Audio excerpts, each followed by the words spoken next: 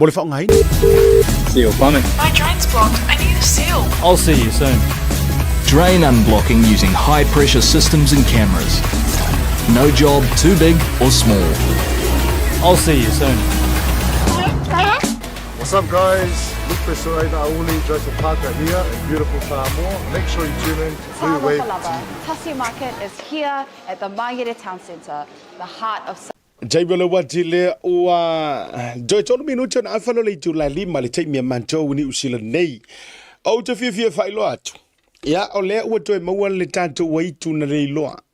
O matua ia o paso i le lua vaiaso e tausa ili po fea ua keva ia i le tanto waitu. Ia no nofolo le mamili na ia uvai. O talo atu whapea i lunga ili. Ia o le langi. Ia e alofa e toe au mai o ia. O le mea leo te fia failo atu.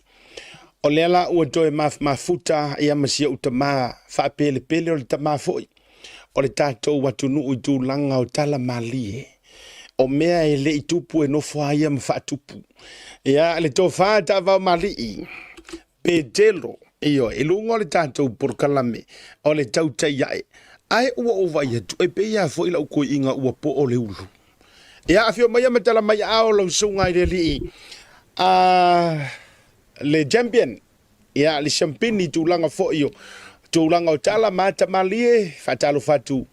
Ia afio mai lunga o Tautai iae ni vanga o le fiafi. Ia te whātano whātua siata i lau whitarenga, lalai manae mani, mamalu lau whinga duenga. Ia me se fori whawhonganga le tātou tunu i meoro tō walala mapapa o e nai tua kilope. Whātalo whātu foi le mamalu au whinga duenga paia le tua so se whatu whaitauranga. Ia e maise ia le mamalu o le tō au whinga duenga. I le insinia ia mai foi o lo Maru ai o tawatafa i nei tūrao le fiafi. Ia e whataro watu foi na maru le atunu peo na o wharongo atua. Wa e faʻasoa lava ia i le maru le sio tatou tunu. Malo le ahoi le tautai matapalapala. Wa e loa mon tangata Tautuamoli ma te tautalasao e avesao ai ai o lato finangalo whamoe sai ma mea o lo tutupu, manisi mea to titi ato tutupu fo. Ai le yo o parot. Ma lor se fo siata. Ia. Papele o whenga ruenga. Ma lo lava, date tau whai whaita alofa i le anga le lei o le tātou mataisiri le langi.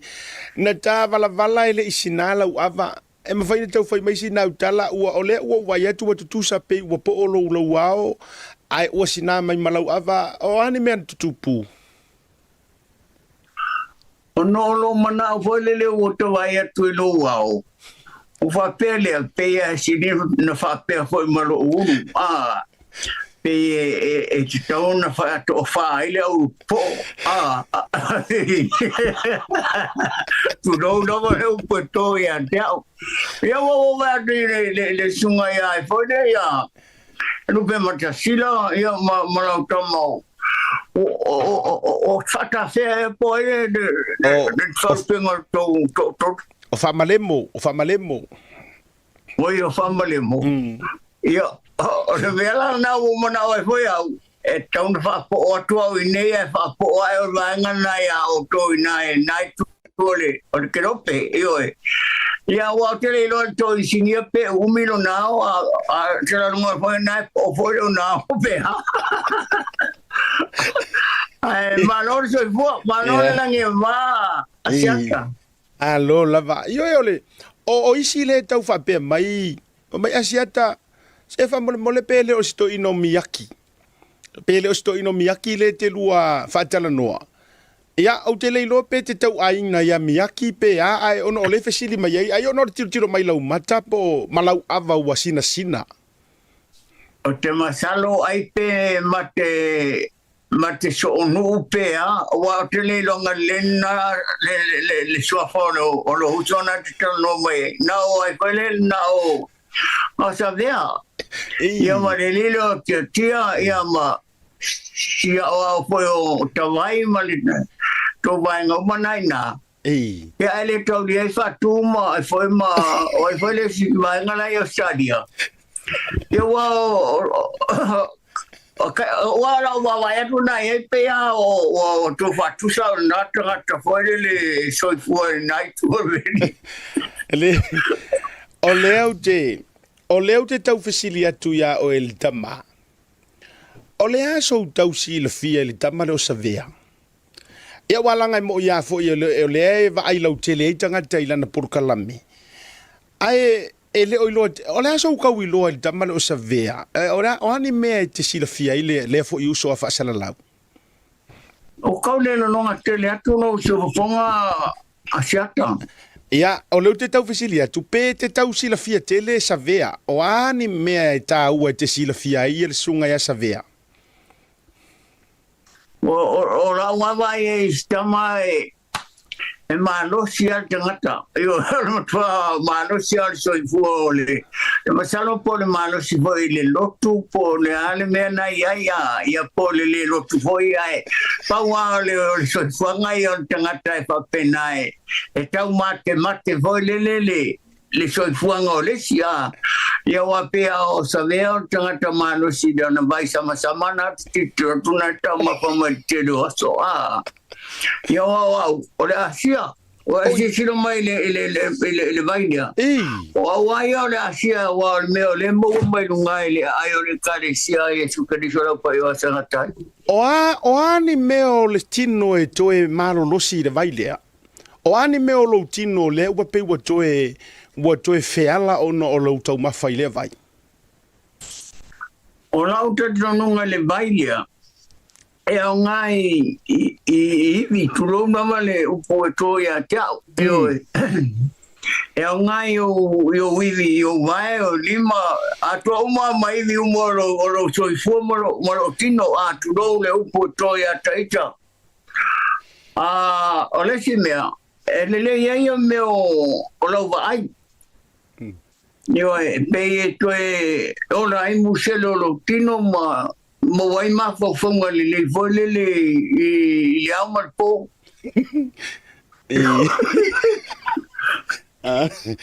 Okay.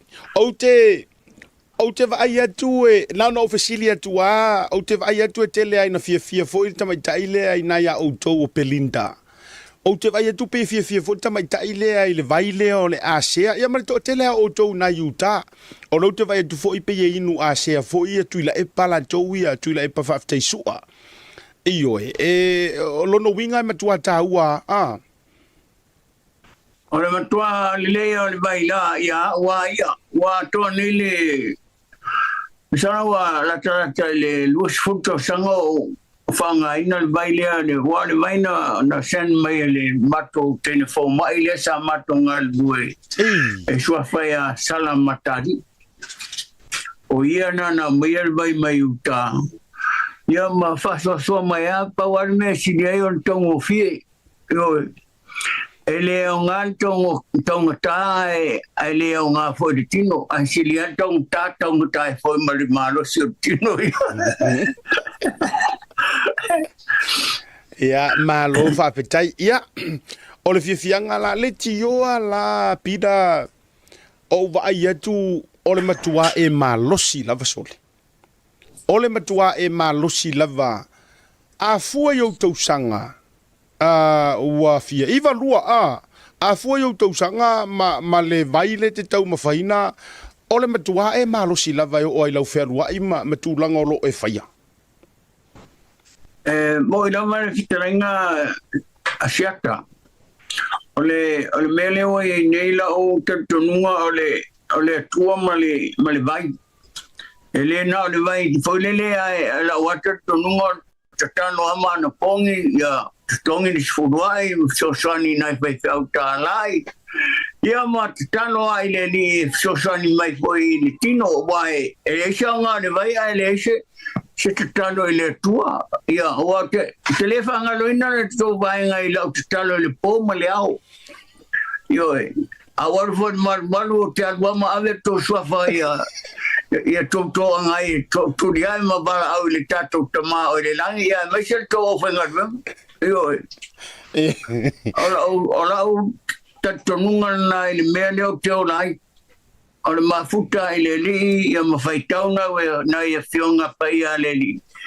So swani mai ai le ola male malos. Ya wa perfectly a matore wa ine a to nisela o de machine. Ayo. Ole mela na le tatamana fotai tai. Te ot foi le iba se furu wala na ya taita wale iba se furu to sanga tanga to le iba se lau na ya sola o atamu ba eva ma malanga ngale o kangeruma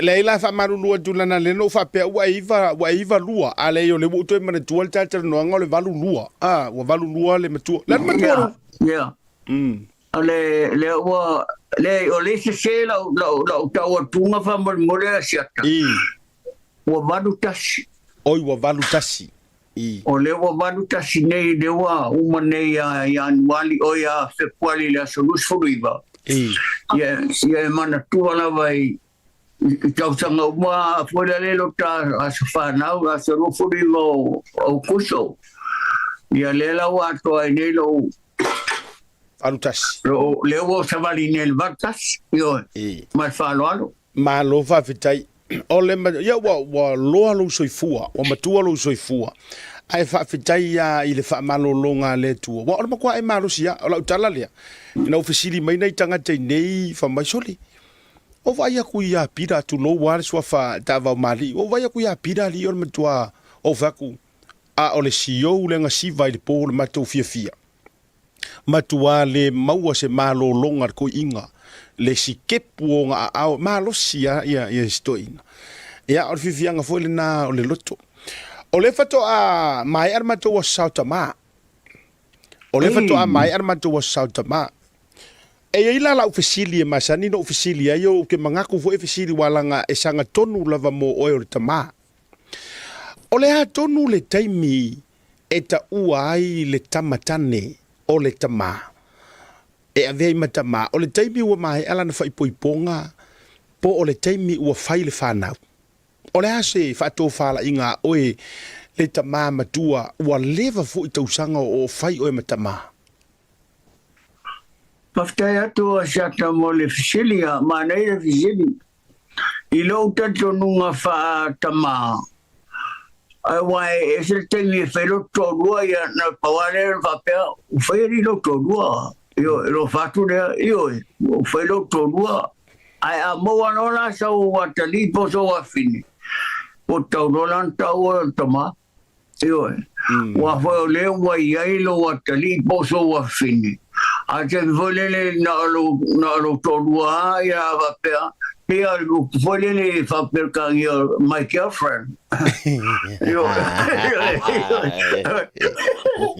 ele o se bangana o fai poipo ia taurole o tōrua ia whanau ro mastina maualole o le atali ia tau mai lole tu mai titi ia taita tama ia po wa whaparangi ia dad papa ia o tatou tamaloa le lonoiga o tamaloa lau whetōrua ai le ita ua o se tama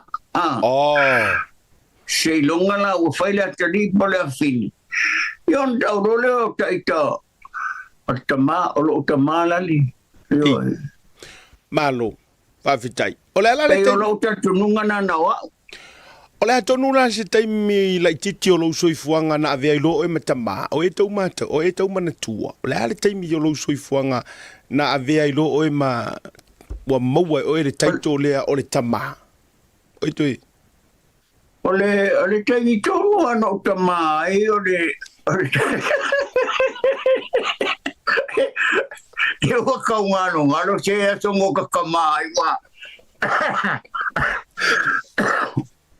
ia wango kamama au kara hiki io e kere o mianga ka whearua ia e ka ale lua au fai poi ponga ngare nga si io e wale wango kama kusango tamai le iwa ele iwa van. I. Yo, Iwa yo mai lo. Yo. I. Ya te masalo te mina na te onga po te mina na te le ayo nganga pea. Iwa valu ari la ka mai ari ro kai ka mai. Iwa valu ele mama wat. Oia mina le ai ole tasiva. Ai le ono valu. Ono valu. Po le lima valu. Yo. Le ono valu no faita mai lo. Yo. Yo mo faita mai lo ai lo. Lau tupu mai na no whawhawhine role au por karamai e whai ioi. Ia mo whata mai titi e whole le peo mea whai e pekare a whamarika mai kiti. E aroa wewa ia ngā mingo te rima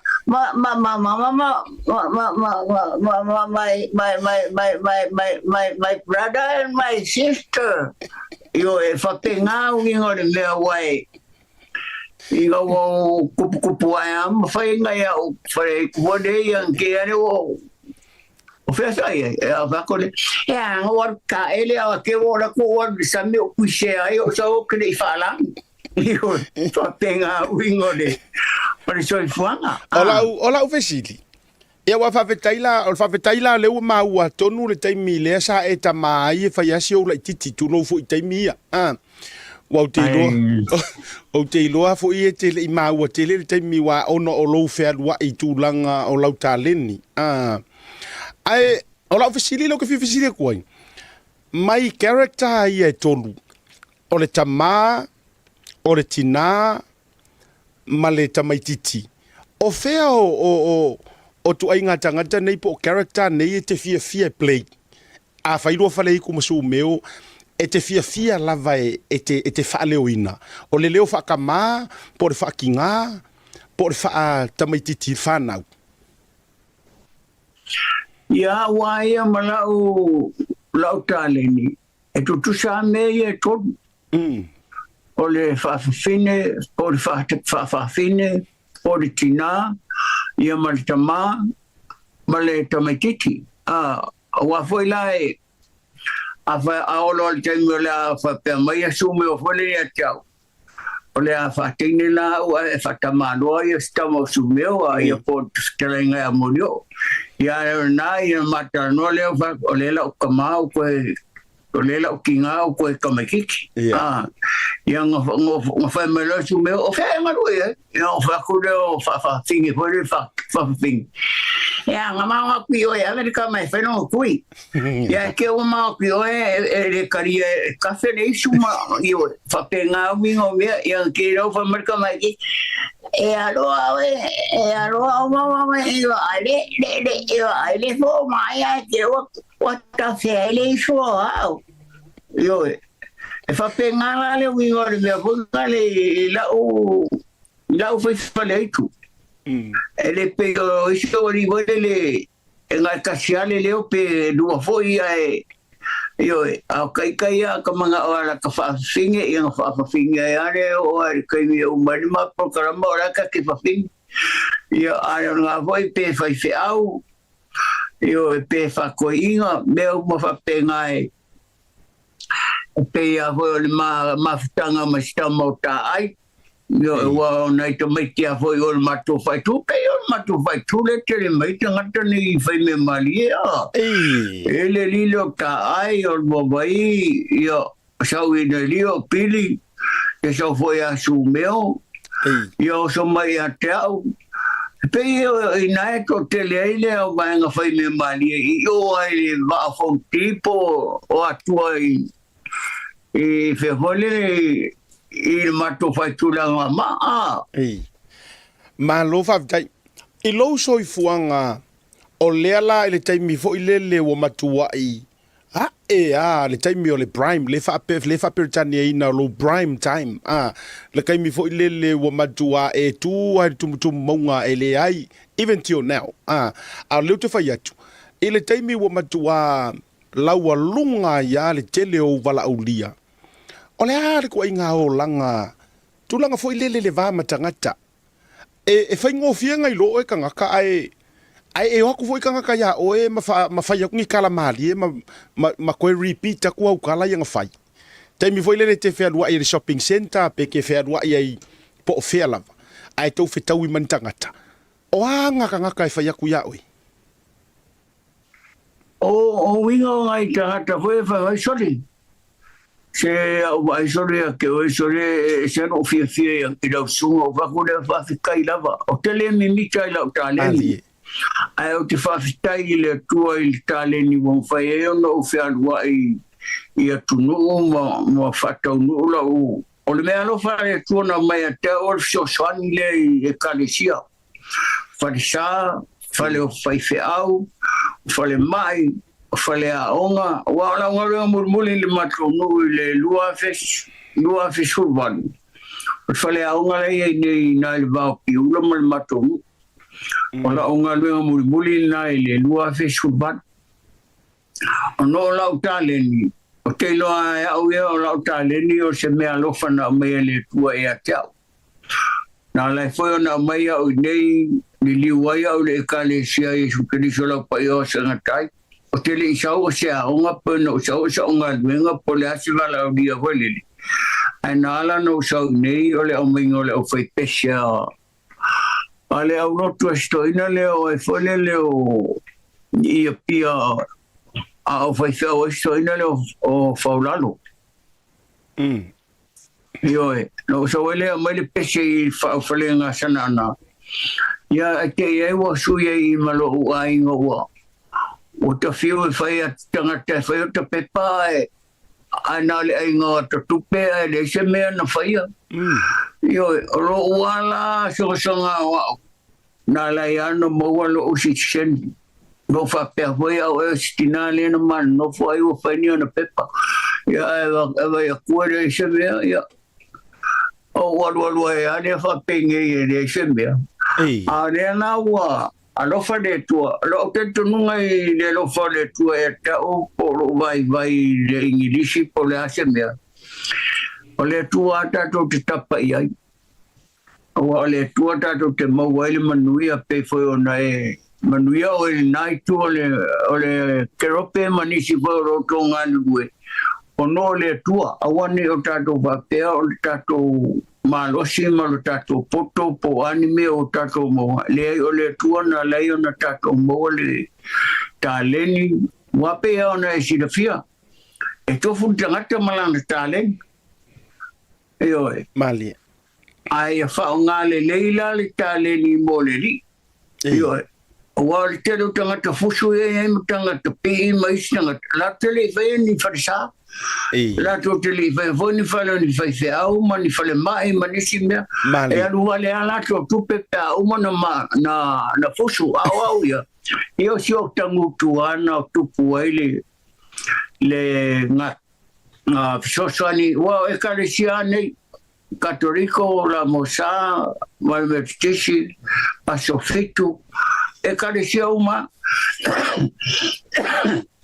lo la mal fa fonga ngale tu le se kalesia le se al mato fai tu foi mo fa mai fa le aunga lo mutu ana su e ne me uma fa fitai le tu la na sosani mai la taleli mo fai ai o no ngalu e sosani e kelo e kalesia e mana e association la ki foi le pela le mato vai ngale na este ne o sila le sa fai la tu sin mato vanga le o fai PacificEzy light ia prestene ia sunga ya tu le pana o ta falo o tu prestene foi o kapi mai si mena tai do e sa e taita ia ona i mea na le e te fia i lava o ia fa ngala o ta le o te ni nei o le a foi e a foi whaongala wai e kalisia ma. Le manai po kalamala i te lea ua le foi whatatali malanga pare mia malala to wanga le atonu foi e whaonga aisia tale ni mo leo mai. Le asi se le ni e mo wai i ave o sosangi le lato parota leo le a ioe. Malo fa. Ola utaleni na asiata. Malo Lolo mana o ina ia ngalo uola mole ni male atunu. E o foi lai le fua. Asa mo matewila. Atala tua o la me mai le mano matai ta ia tadia mal faftai. E malo ia ngalo tangutu i le atunu.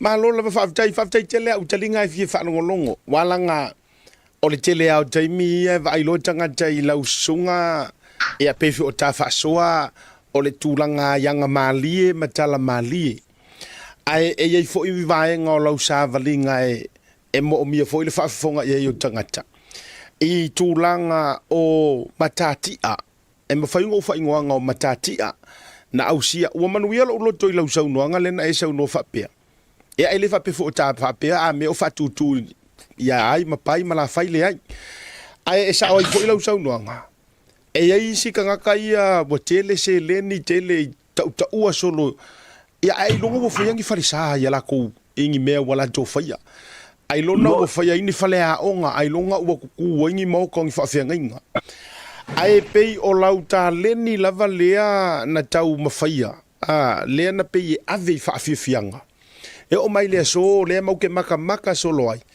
ia o le tele ana amata o e fa fia mai ta leni nei o lai black and white ia TV ia lea la walangu lava televise matulanga fa pena o le nei lava e fai o taimi e maua yo vala au o vala au lie le malo o ki fifisiringia taimi e vatuai o e te fa fia i fu al malo porque wila ele leingi kokongi ele leingi au kupe maua ia mea fa mole e te tongi ele leingi tio se fai mo oe E lau whatuara tua ele lua fe suruwalu. O ele mantasi no ora tua ia. O la tulole le iwali mali o sautina. E te no aia o le whane mai le. O lo tutongi la no wano ora tua fe siri e po fe mo mai tupe e tutongi e po kalama nei. Wa tele o po kalama no ora e whai temina. Ke roa mea o whare mai e whaile mai hure o le H. E oi. E pēnau si au mea ngā makamai lo le lima whekala ele. I le asa tasi. Ia aluai le ke ua saksu mea ngā o whare o mai su mea e ke lesi au kukongi le au whai aonga. Koe sikama o su mea mako rua o wakura ia o au sale ingpia. Sale ura langa ka pokalama le la fai mo pokalama mo mai mo me fa penga o temila no ia sa mo temina matoro musumeo ia por tainga ya modio na ma oi fai le ki tutuila mo le ki nga ya tato por mo le so mo le pokalama le astamale fangali io le suia le new Tuisunga le taua. Ia, lena, ma lea si so ma lana pokalama na whangaia ma awa me wapena. So ele ma pokalama leo na whainai ma nifa o le meo lainga hoi e kolosi hoi e pe a watu ta vali. So ele ma pokalama sta mo le vaula ele i tumalore vaula. O le pokalama hoi leo le vai. Ma o ele whaine vai na sale longa i le taimina stama o le vaula. Ia o lo tutongi ana le masani na ma o stama sumeo. A li mafia ni mafia sumeo. Io tele mana o vole va pe o e ta ia ma vaenga on tele o ele titi sumeo. Me vola na laina lo tu stama ped mama ia. O le mana o vole le tupe. Ia le tongiana mat fewa ia i tutuila mato mai foi New Zealand mea ngisiruki lena fai. Ia e tutongi whatasia mato e o foi a pili ma stamale o ne mia pe au mai nei. Ia. Ma tutongi le tasi. Ia nanga tele mana o e whapea mai tanga te o au e ai tupe. Le ai o au ia le alofa ai le alofa. Tauana whaongalo o alofa i nei tiusoma. Ia maua mai aina i uso nei i Amerika ma Asia tua New Zealand, Australia. Eu vou lá estar mano tai. No o mai ai nei o no le na o le toina le o e foi o e fai se au ina I pia e mana o mateo mai ma tai so sani lato sai nga tupe. A fai se au la toina le papai o wai. Ei. Ya, ola o la se adwa. O me tisi la mo sai nei ya male asfitu male kato e kalesia. Oi mala e kalesia wa na wa suido e kalesia. Yo. Ole o ngana o la na e kalesia nei ma ai kama I fa ko ngai o foi lai na matofu ale o tele lo peto e fa se matofu pele ai. Ia. Yo. Ole tutongia na songia mato manai o so e pe mai nei. Malo. Lima sia. Oi sole. Mana ia faftai o le nae I tūlanga fo e le tutonginga le leio oe. Ia. Ole a o le a fea le tūlanga sa e tausau noa ai e iai fo iala koe o la whaonga.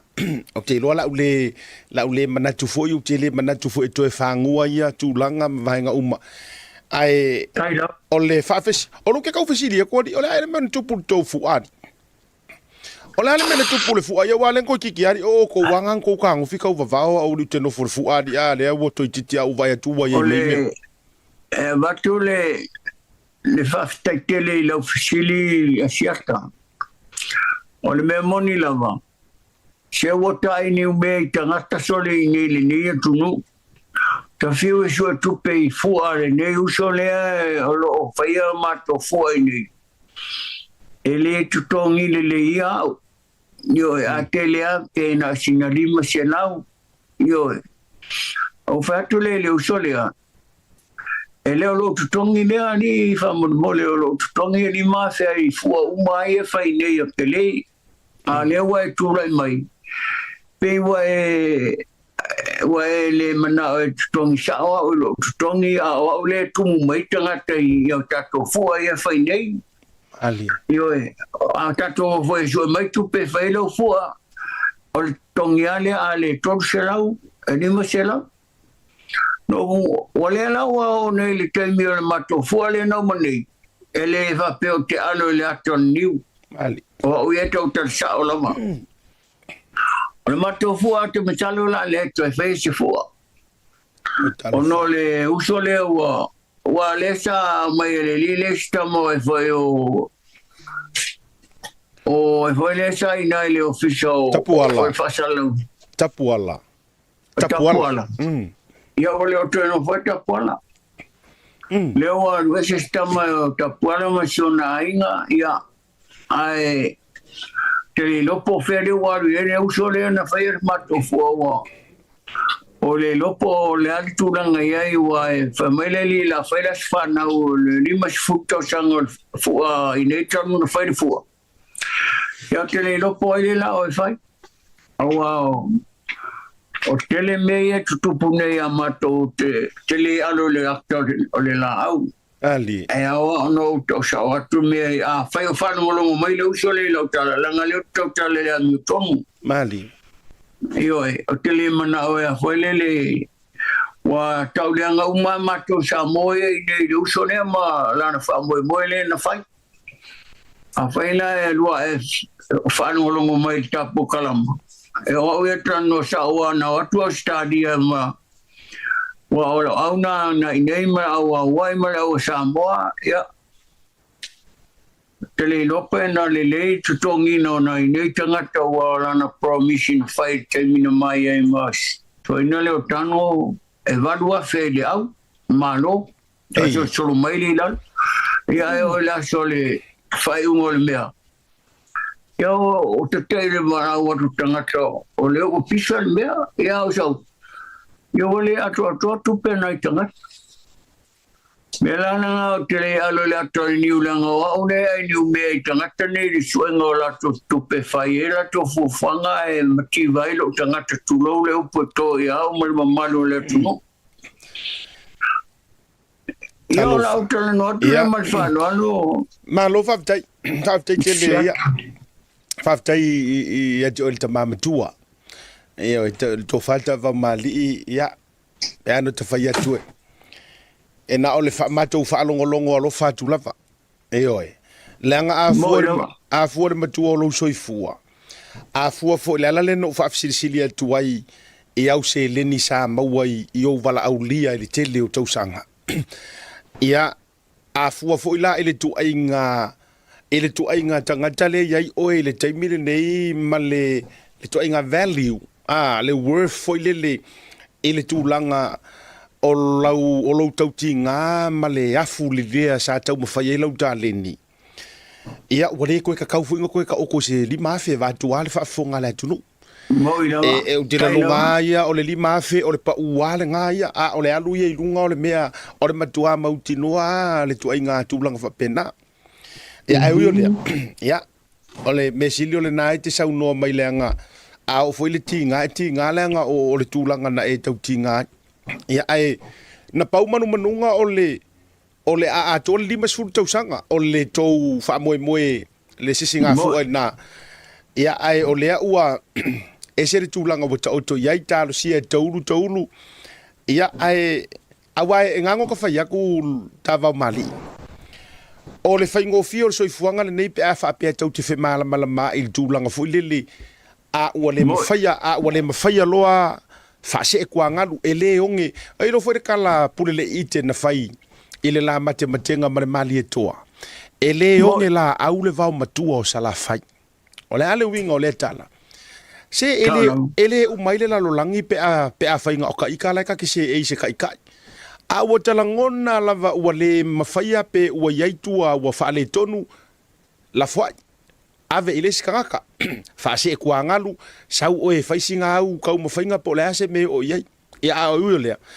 Leanga sa au whiro ai fo iai le teimi tatou no umalanga tuai le umi se teimi. Ia, ai ui o lea, ia. O lea fo le tūlanga wo o iai. Ia, fale o lea tūlo whiri ngalo e me se fo i o le. E la e se sila fo o le langi tūlanga o lea wha moe me se fo i o le tūlanga na o iai. O le si au fesili u te fiafea, i re tā wha atalanoanga. Ele iai se si na i lau savalinga po lau taleni lo langa atua. E se kangaka e kauwa aia e ono tauwa vala mai ai o ia lea o le a pasi iai le polo. Le ale winga o lau tala. Pei o kangaka lea lela e va ia e ongo whaaua winga le tu ai ngā style lea te whaia. E se si mai ko akele o ngai aiku ia e sa kou kau mawhai mai mai ku fou ia feo ai ngei. O iei se si o tau wavala mai ei le tūlanga peo, pe ke lolonga lua la lea lea am whainga whaia le melea. O la o mai ei siata i le mele ei neia. Te masalona Paulo tangata o leo te doa alanga nai whapertania le la po kalama o ete ma stamana ina i New Zealand. Ia e fo ia. Tofinga pule. Tofinga. O le uso na tofinga ia a whaote le whaiatu.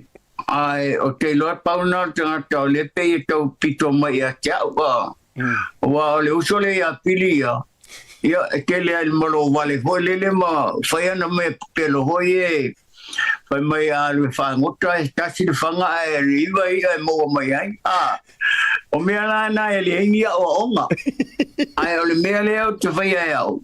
Se mea vole le ia moa se a o onga le lei mo le tupulanga whai mai.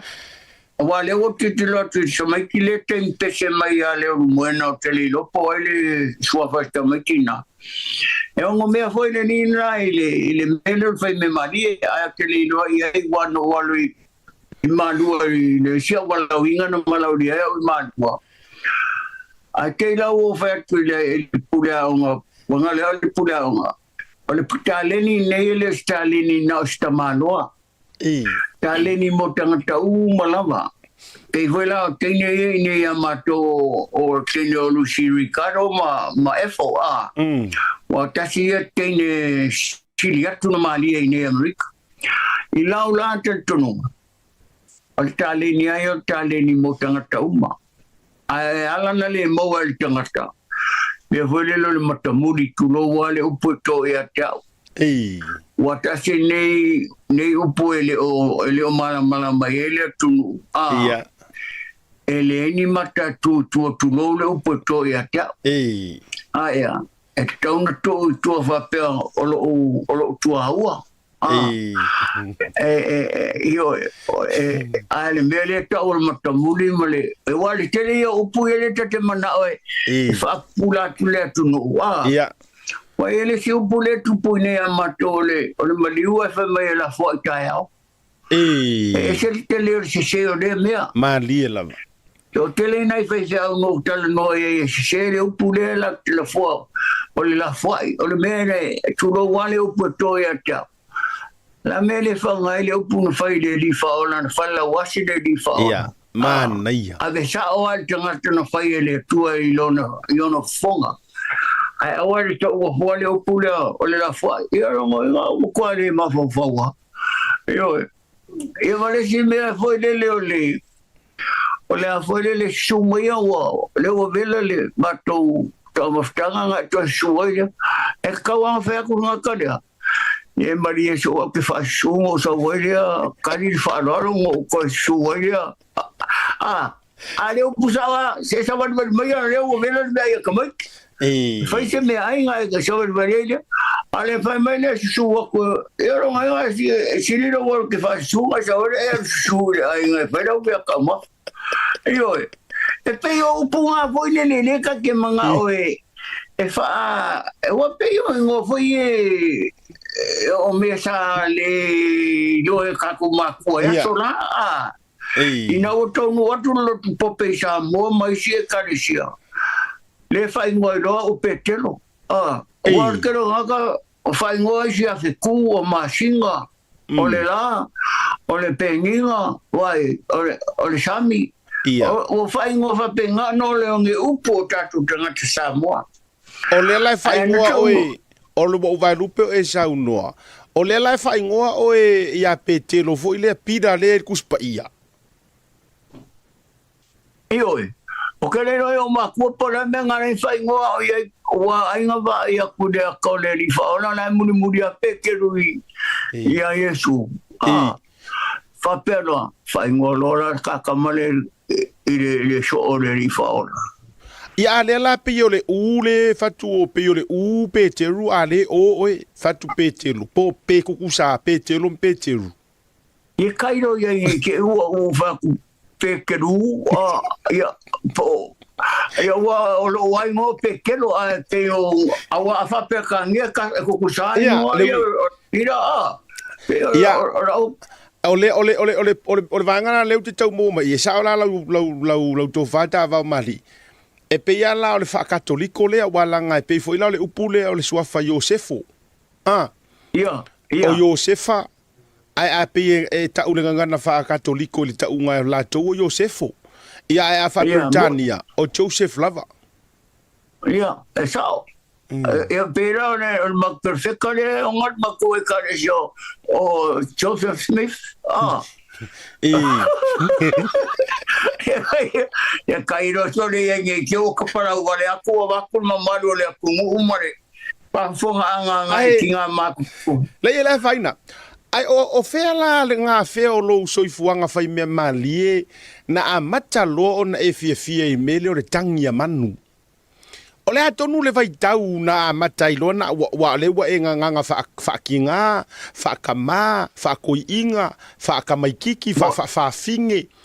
A o le ala le vai taimi na e a fea i loa mga ngana mea o la. E mawhaina e tau sau noa le vanga lea.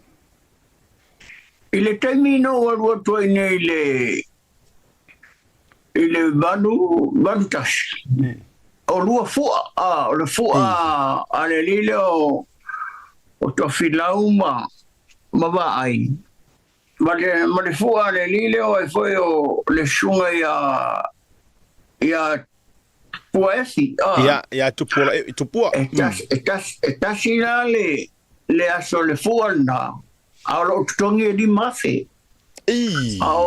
O MCS tamaleo e foi o Avalongo. Ia, Avalongo. Ia masi tua fine o e foi o tupua e stene o e whare o whira wia. Ia.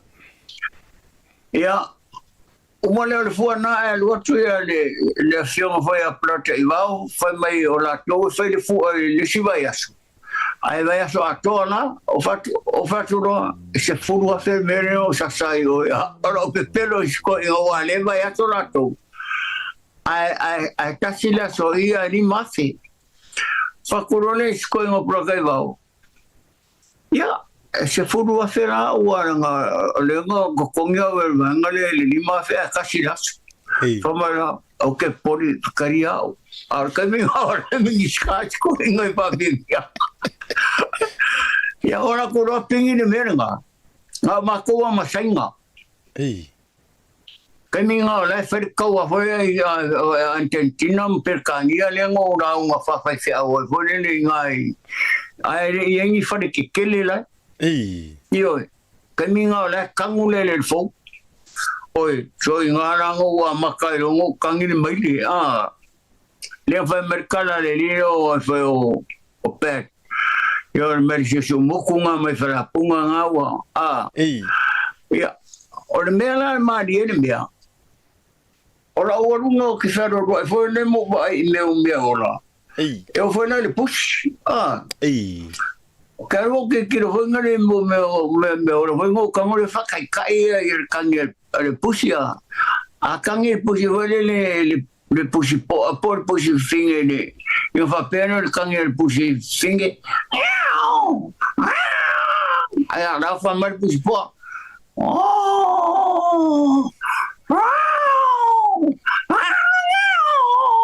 ai a fa mal pusi po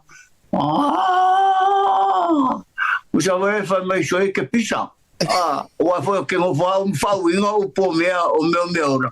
Ia e kere no po kananga me ora peri. Me langa ngo ora ku fa kai.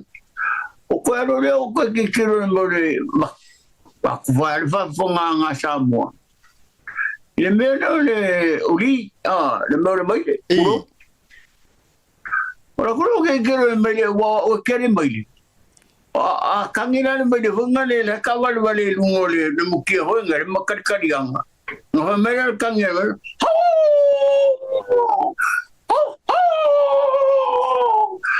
kusana lai o sabe fa winga hunga le via ora kangina mai le lo ai kula o lunga lang la fa mai ai kula o lunga lang ke o ai ses ora kangina ngar me ora ia nga ia leu funga le o sabe ia ma ko ka ko o siaka ia sora ko kere le mo kolo a sakura le ka we na kele le le mo ka fo le ainga le ko kolo e mo kolo nga ko le ka ka le a fa mai fa mai ko ma lo vai le mai le nga o po nga o ai yo fa penga wingo o wapu e mai folili mafai ainga ia o aka wangale mafa makala wingo meu ale o gi mea nga fa mai me ora pisara ko ia ora ko nga fa me ora kulo le ko ia kai kale ko ai che chiu nga va nga yo mal valor yo na karia ko ngai yo fashili asiata ele ai o le wingo la utala leanga o le upumoni o le fato a e iris kanga kala mai mo amerika mingi o le fato a o nai loa o au mea na enofo fatu a o le upumongia mai le kaiminga e fai ai nganga ia a mea ola mare fa winganga nga karikongu mai mariska kai nga na talitonu mai lava o tala noanga sa o a ia mafiso o ta ingani ai a fuafo i lau fa maninonga malau fa a huinganga ia wai pe e momoli mai ai anga fo ia urungari ia me se la pusi po a mar pusi fafingi a wapi e pe te no a mai fo ile le mafau faunga ofiso o ta inga fa ale urungari e sa ola ukana le ko foi ia e moi wa kangi de pusi wangale pe pusi wale le kangi ngi ana fa mali wi Samoa ia nga fa pe mar pusi Usa na ka mai le oki le sa mo era foi esse coco pe era ka ni mai puxa po ho le puxa na fa mai le se me o le nga u e no singi por ale me le nga e por le pinco por le se me e fa penga wingo nga o me ola ka mai le me la ko sa mo ka dia ko ayala tu inga pusi foi le a peila o leanga luke ka vakua leanga foi le ka malo foi le ngalu ka alpo saulola ia lai to fartina va tu foi ngar sa o mai soku lai fia ka oko foi le lalo au tafa o leala a ku lai ngana pusi o le to inga tangel pusi le usau ngel pusi po a lai ka oko si pusi va finge ia fa pe mai soku le ngau o le sto inga tangile e man ko vola pe au kanga a saura pusi po wanga le mo pusi finga va ara fa mal pusi finga ku jala fa ami yo me ga yo fa mal pusi po ku jala fa mal pusi po so yo se yo mo le kinga le mo ya fa mal pusi va finga usala fa ami yo ngo foi bo mo ko ma tira e fa puro ku ka ma ki ngale le se ye yo fa benga wingo ka pia wingo kanga yo ka ko ma bo dia sa ora me le o que karango ai a se voi pa o le se ro fa ma karango me a o winga voi yo o meu puxi foi pia foi o kanga ara fa mal pusi po pusi ara fa mai ya pisara ro ke ngau me ne ngo wo yo pusi kaisi pusi poka polani me ngai ni pusi po ania ya ara wo fa ku pusi vinga ara fa mal pusi po pusi ara fa mai ku ya karang ku mo e va penga wingo meu pia foi wingo ka ko sa moi e o nga ko dor ko inga e se me ai ko iro lo makua ya va petai o le isi manue ese foi le fainga o langa kangi pei se kangi e fai loilo ni fai longa o meo lo tutupu o so fanua va to so fanua le kamala le peye lu le ulu ai pe tau lo ma joy mona tai ni fo va tu fa fonga na tu o le atu inga fe au ma le pe akangi fa penga o le wingo o le sa vari le tau mo moli ma ye so fonu ole sorfango foi le la ki kira ko le sorfango la le kumo yo po se sorfango fa finge po sorfango po sorfango fa finge po la ku sorfango ngai le nang iba mai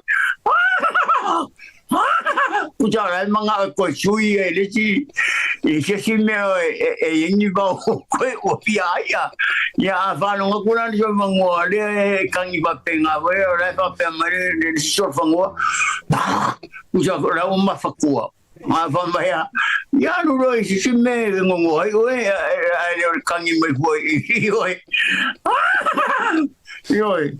yo kujana ra o fa mai a ver o suia ku si me ngi va ngai so o fiai yo fa penga ba wingo me ona la ko yo pe yo ngai va si mai vo de o de short fangu o ka ro pa ro ngo kan i so ngai me ona nga vo ngai pe fo la povi a kan i mai povi vo le povi finge vo ngai povi po va ma mal po pues ahora hay go que hay foi a y la va penga o me ahora siaka ya ngai so songi foi kama ngai singi ingal ko por kala mai e lo ai kangi ma ke wala ko de baya fa mal singi penga ya ma ko jara o yo pa kai ya era fa ngombe ai fa penga ku pulio la ngai yo Ia. E vore manatu e nau pea ia alanga o te loa i le nei afi. O ani au fufuanga o le whaiunga o le nei vaiaso. Ia o le tamamatua o iaini au fufuanga ia me se foi o nei nisi o ni porkalame le lope te ua e iaini o wala aulia ia aulo mo mia le to tele nai Amerika i California le sila fia o ni vaenga. O iaini au fufuanga o le nei vaiaso? Ele ai o kale ia ko bakul taringa siaka. Ngal pawal me moral ka programa war fesha moi ia ma fesha kaloi. Fa mangia ko foi la o fionga ma o la kalenga ma mal ko fa ngarwenga. Ya me se como saber solo se ve saber se que me ska vai ni solo no vai samanga ni ya. Ai fa ya caído ai moi a feira do fa kuina vai yo. Ai ele já vovanga ngara vovanga le solusu fa le carecia no ku portesano. Ora so tofi. Mo meu ko vanga voi ya fai nga ka lengi o komiki ena e o kifamasi ngoi. Ia o kere lona pe o le ane kana fai se au ai fai mei o ngai fai se au ia o kou ai sauna le solusu kou alu fufa anoa le fai nga ka lengi le o ke famasi ngoi. Ia mo wana koe ka wakure wingo meu ka lengi. Ioi. Ia e kalingi e kong faisha o onga. Pe koe meo whikangi sia meola ma meo kana foi e whakau mole soifuanga whakangaka. Wasa e faisha o ngō kengianga o whamai e de mele lei mamoe. O whakole e faisha o marielo sungo keri kau a kuana o suafa ke ai mamoe. O le whoke ai a mamoe ai whakaurala o mamoe le ai. Wa le maka masu meu nga fai de pia pa. Tau da ngai la fa fai se au mele ai ma boe wa. Ai la wa kala sa o nga fai fa como kia o nga boe o nga fa fai se au. Yo aku malama le wingo le upu. Ia. Wa kela kurkani nga ko fiku le fai se au.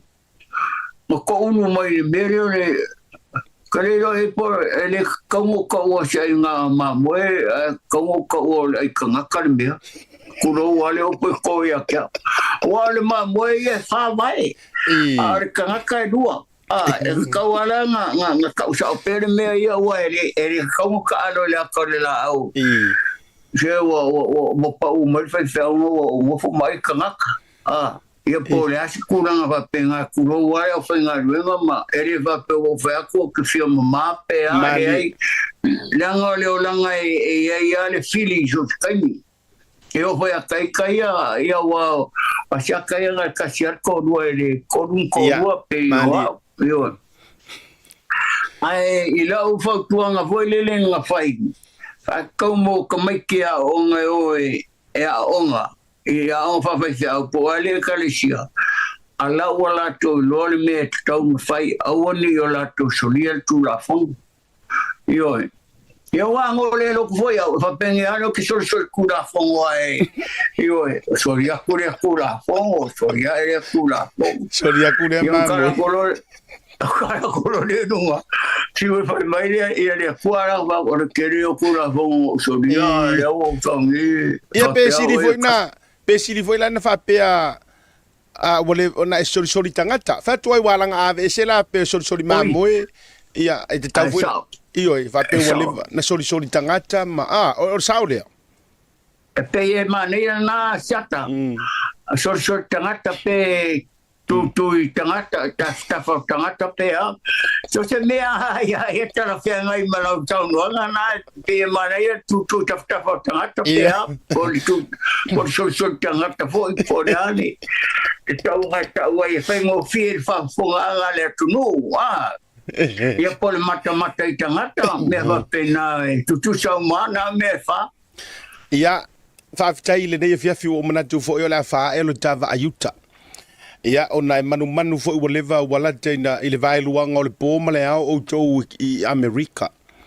Ai, ole upu fata ua ya tia ule nei fiafi au tele ia vatua le vanua fai ule ai sau noanga. Ole upu ta ua lava na o maua mai le tafa atalitala noanga a toa lava mai le tele o mea no maua. Ole upu o ola ilo uloto. O lau sau ngoanga lenga e faia. Ia yaini ya awa onga le lei mani ya awa onga ta ua. I atu au mea malia ye fai. So se mea ke faia e yailo ngā awa onga le lei malo ngā awa onga ta ua. Ole winga lai leina fai lau tala e moni le leila usau noanga. Tu loa le pai sina o ngā ruenga le atua. Ia leanga o mea lai tutupu o le mātou fo inu. Ia e le toi nāma le laina i sa taua fo i ei mea na tutupu fa pena ma tu e tele fo i e fioanga. Ai ia haula ia. Ia e le songa mai a mea uma ia wata mautala malie ia o lea ua avea o le upenga o pili e tautau ai whangota e uia o loo wha au pea lau tautua. A o loo tala noa matapisa maola pea ia saunoanga matala malie ai avea o ni le sona le lei. Ia ona o lau tautua. La fotu leva no whai ulea.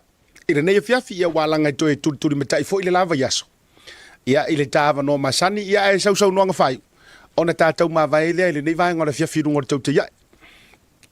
Whaftai si ata mo le awanoa. Mo le atu le nganga whaftai le tua no awanoa le umwhai o le tātou whtapai ai lungo le ea. E uia ina tātou le pai tino.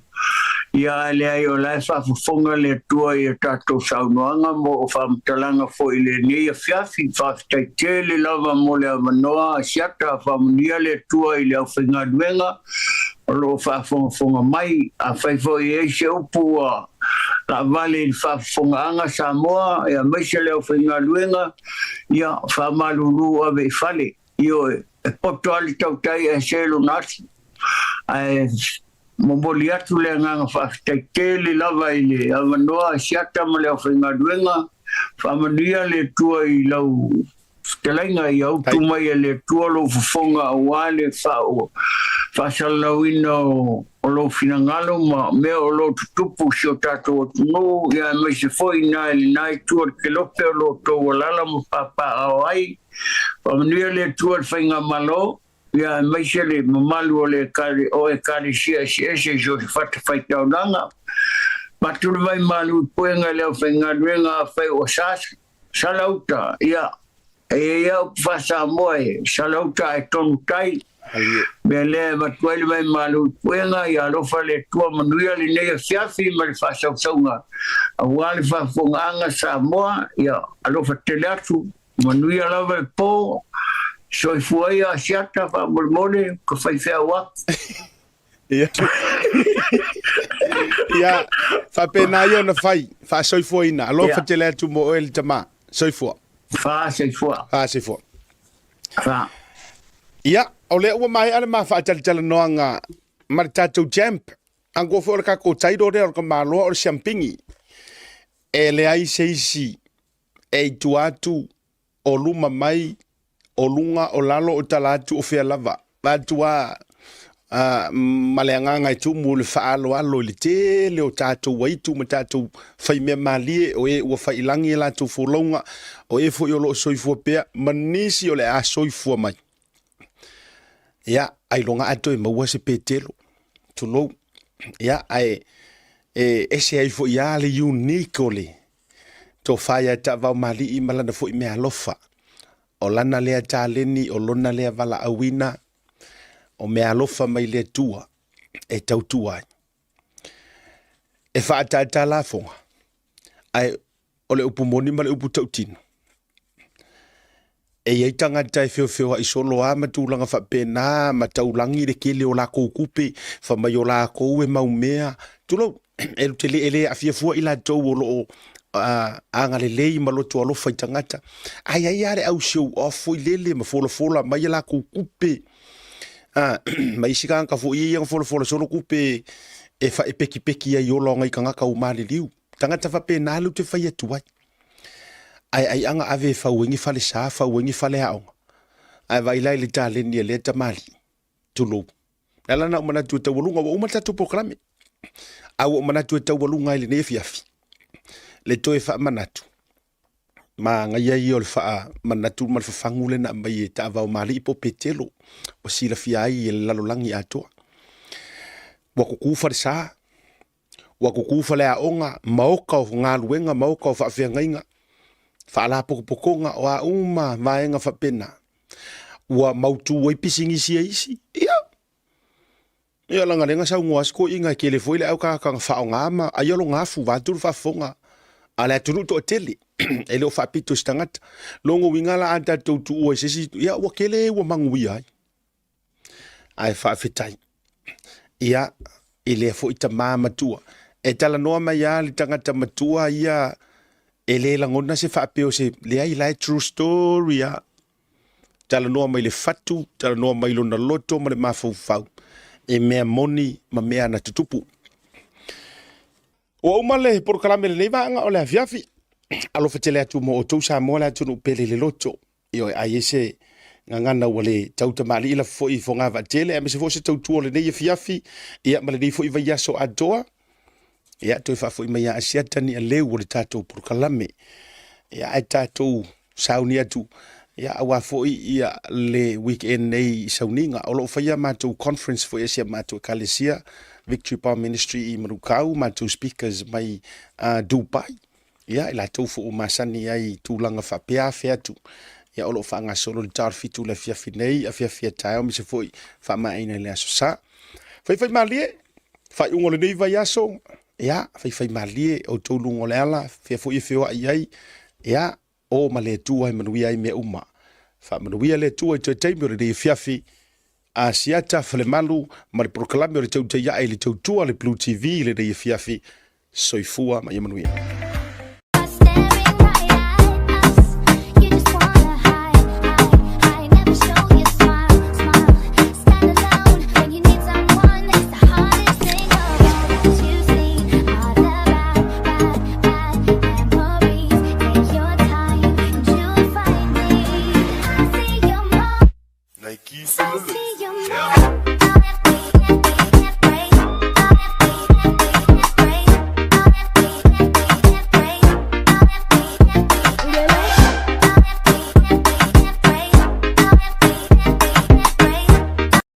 Tautuana PacificEzy le masina to November ma wailo ba no te manu malo ai fai longa tupe e fast food tana o saunia mo ana paanga e luas food fai longa mo Samoa luas food fai longa mo tatou New Zealand nei e se ina fai longa se fulu asto nai o vai aso te tasi mana tua lo fa o pe tatou fa to na le lima tala pe fa nga ina PacificEzy mobile app e fa tino ai o tupe fa mo moli mai lau telefoni fe be ai o lo ava no foi le tatou direct transfer e ti posi mai lau tupe le tatou account ma fa mali ina fasili i lungo le telefoni ma fa tino ai la foi no lo tupe ai nga fa betoa mo le tutongi no pili o le vai moli mai si au nanga Samoa o lo ma fa na fa tino le tatou au nanga o le easy pay asiasi mai lo tatou ofisa o tara o tahu mo le tau fa tau i mangele pe bala mai le telefoni o barsalau o tasi ono mo se la la hatu ya te o e pe fa nga le tatou app po le direct transfer e fa sawa i lo taimi a mo se wa tau ta fo le pensini PacificEzy o la pa anga mo tupe fa mo moli Samoa